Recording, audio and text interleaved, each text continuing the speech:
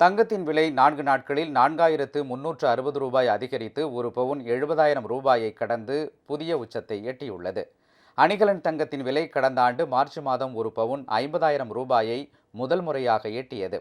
அதன் பின் நாளுக்கு நாள் தங்கம் விலை அதிகரித்து வந்த நிலையில் கடந்த ஜனவரி மாதம் ஒரு பவுன் 60,000 ரூபாயை தொட்டது. இதனைத் தொடர்ந்து பங்குச்சந்தைகள் வீழ்ச்சி காரணமாக தங்கத்தின் மீதான முதலீடு அதிகரித்ததால் கடந்த சில மாதங்களாக தங்கம் விலை கிடுகிடுவென அதிகரித்து வருகிறது.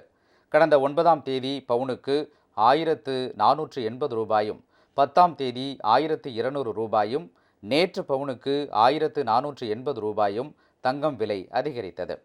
இந்நிலையில் இன்று அணிகலன் தங்கத்தின் விலை மேலும் அதிகரித்து ஒரு பவுன் 70,000 ரூபாயை கடந்து புதிய உச்சத்தை எட்டியுள்ளது. ஒரு பவுன் தங்கம் 200 ரூபாய் உயர்ந்து 70,160 ரூபாய்க்கு விற்பனை செய்யப்படுகிறது. 1 கிராம் தங்கம் 25 ரூபாய் அதிகரித்து 8,770 ரூபாயாக உள்ளது. கடந்த 4 நாட்களில் மட்டும் தங்கம் விலையில் 4,360 ரூபாய் அதிகரித்துள்ளது.